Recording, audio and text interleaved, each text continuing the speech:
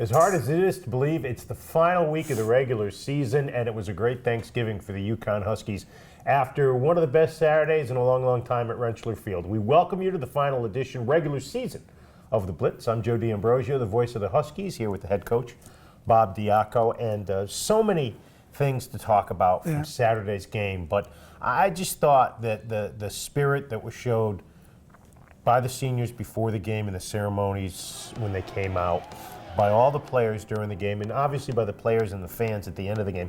That's the culture you've been trying to build here for 2 years. Definitely. It was appropriate. It was a representation of who they are. The seniors have done a fantastic job. They've been like that all season. They were like that in preparation this week. To see how professional and caring they were during the ceremony and then for the ensuing 4 quarters. Let's talk about the game itself. Yes. To get the opening kickoff, to march downfield, 72 yards, 6 plays, capped by Bryant's touchdown pass to Knoll. You couldn't have scripted a better beginning. No, it was excellent, and you know, it wasn't something that we didn't think was going to happen either. You know, we felt good about the running game. We felt good about the plan, and we felt like we were going to be able to move the ball down the field and score. And then 3 and outs against their offense in the first 2 series set the tone. A tone that didn't surprise anybody in the football family, especially the coaching staff and players, because going in, you liked this matchup. Yeah, no, we did. We liked it, in particular on defense. We feel like we're structured well to defend that style. Although it's an incredible challenge, we feel like, you know, structurally it fits nicely into what we do and our eye progression and our alignments. And the guys just keep getting better and better, and preparation was strong. If preparation wasn't strong, I wouldn't lie to the team, I wouldn't lie to you, or I wouldn't lie to myself, but that's not the case. It was very, very solid. And that was shown so well in the next man up theory. In the second series, Tommy Myers goes down with a serious leg injury. Brian Sheriffs leaves with a concussion, and yet their replacement stepped in and did the job, and that's the thing that you've talked about from day one. Everybody's got to be ready to pitch in. Yeah, and oddly enough, the other injury was even more tricky to manage than the quarterback. Timmy's played a lot of football around here. He went in, we knew he was going to do a fine job, and he did a fine job. It was trying to piece together a group to do all the jobs that Tommy does. Right. I mean, that Tommy's like an unsung hero in the offense. He does so many things for us that you need 3 or 4 guys to do what one guy's doing. So that was a huge, huge loss for the team. Then in the fourth quarter, you go into the bag of tricks.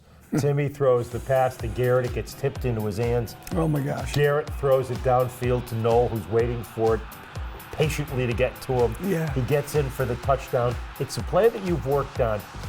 Give the fans a little insight into the decision-making process as to when you call a play like that. Yeah, I think that kudos to the offensive staff. We have some talented coaches over there, and they get beat up a little bit from time to time based on production and performance. The fact of the matter is they've got a young, developing group, but they're talented, smart guys that I have a lot of faith and confidence in.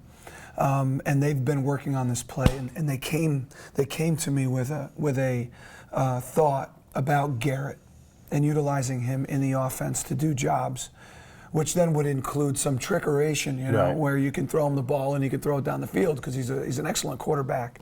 So that gives us an opportunity to do. So they've been working on it since we activated Garrett into that role as a fullback. And then the defense comes up big late, and Jamar Summers, who's played so great in the second half of the season, even all season, but makes the big interception, and you get to celebrate at midfield like no UConn team has at Rentschler in a long, long time. So awesome. Just quintessential college football ending. Great for our football team and football family, and then everybody that supports our football team, football family, and the university. It's just awesome. Awesome end to a great game day. And now, coming up on Saturday, it's Temple, which has a lot to play for, a chance to win the East and get to the AAC championship team. Matt Rule has done a terrific job down there. The problems that they present. I love his team. I think that Coach Rule is one of the best football coaches in the country. I like how their team plays in all 3 phases. They're rugged, they're tough, they're hard-nosed. They stand toe-to-toe. This will be that, kind of heavyweight fight. It's not going to be people like different fights, right, but this is going to be a heavyweight fight. This is Ali listed. This is not bantamweights going at it. This is not punch count. This is going to be haymakers, and that's so awesome and a great challenge for us, and one that we're excited about. Favorite Thanksgiving tradition? Practicing for a football game. That's it. I like it. An Italian guy whose hair doesn't move. No, not me, but Bob Diaco. Good luck. All right, thank you.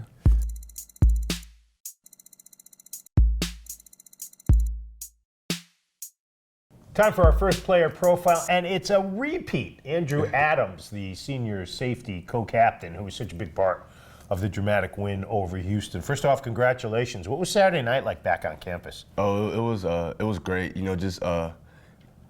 Just coming back to campus, everybody riding back on the bus together, and then just hanging out with each other.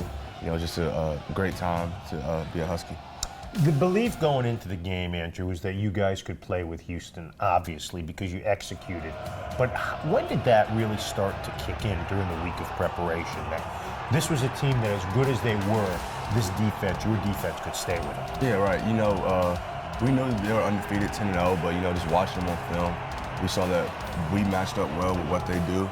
So we knew that was going to be a big plus for us, and we knew they had a great downhill runner and great quarterbacks, both of them. We stopped the run, then DBs had to do their job and take care of the pass, and that's what we did. So I think that's what caused us to be successful. And as the game goes on, the confidence just grew in you guys. Only one offensive touchdown for them, and that was on a very nice throw by the quarterback. There was nothing that could have been done on that play. Did the sidelines just keep getting more excited and more excited as the game went on and the defense kept playing so well? Definitely. The guys on the sidelines just stayed energized no matter what. Even when they scored a touchdown and when they had the kick return, the sideline was still energized on the ensuing kickoff. So that was huge for us, just to see the energy level keep rising throughout the game.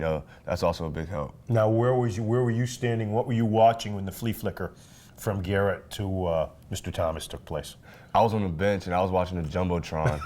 And then I saw him flare out the backfield and Boyle threw it to him. And I knew they weren't going to throw a bubble to Garrett. So I was like, oh, something's up. And my heart was just pounding.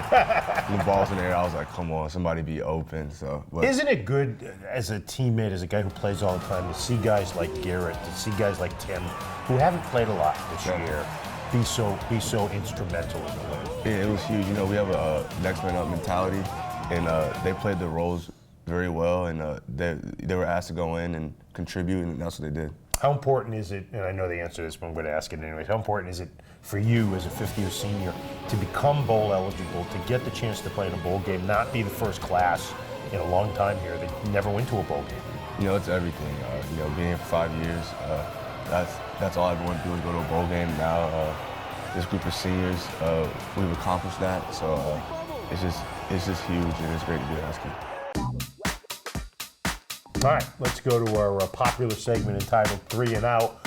Which one of your defensive back teammates would have no chance of cooking a successful Thanksgiving Day meal? That's an easy one. I think Javon Williams. I think he probably have no chance. Really? Yeah, no just chance. none?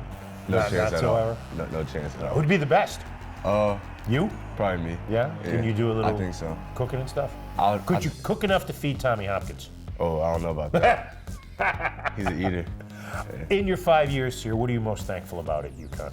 I'm thankful probably with the relationships I've built over these 5 years. I've met some great people, and that's going to last me a lifetime. All right, last question's kind of a tricky one. You might have to give it some thought. Right. In the middle of the mosh pit celebration on Saturday, where I know you were a central figure, which female celebrity would you wish had been there to hug you? Oh, God. I got a girlfriend, so I might get in trouble, but... That she'll understand. I'd probably say Paula Patton. Paula Patton. Yeah. I have no idea who Paula Patton is. Oh, she's an actor. Really? Yeah. All right, I'm going to have to look that up on my new iPhone after that. Andrew, congratulations. Have a great Thanksgiving. Good luck Saturday night again. Thank you. Our last player profile of the regular season is a repeat, the Great Dane, right tackle Andreas Knappe. Although it's kind of strange in the game on Saturday. You had a different guy by you for a part of that game when you and Richard Levy were lined up on the same side. What was that like? It was fun. It was a lot of fun. It was fun to me to play a little bit on the left side, and I definitely think he had his fun playing on the right side too. When the game plan was put in, Andreas, and you knew that you were going to do a couple of different things, unbalancing the line like that, what was it like in the week before trying to prepare to be ready for that situation? It was interesting. I haven't really ever been in a left-handed stance before, so that was fun. And it was interesting to try to put in some unbalanced stuff and get to work with the other tackle that way. The emotion at the end of the game, all the players and the fans gathering in the middle of the field, staying there for a few minutes. As a guy who hadn't experienced that at UConn yet, what was that like? That was amazing. I was saying thanks for the game and good luck to the guys from Houston that I played against during the game, and out of nowhere I just see people rushing the field. I was very confused to start off with, but it was amazing. It was awesome to feel that type of energy and support and love and happiness from the fans too. Now, as the biggest Husky, people try to jump on your shoulders? No one tried to jump on my shoulders, but people were like pulling me and like all that type of stuff. It was great. And now bowl eligible with one big game left on Saturday against Temple. And I know you guys think you owe Temple a little something for last year.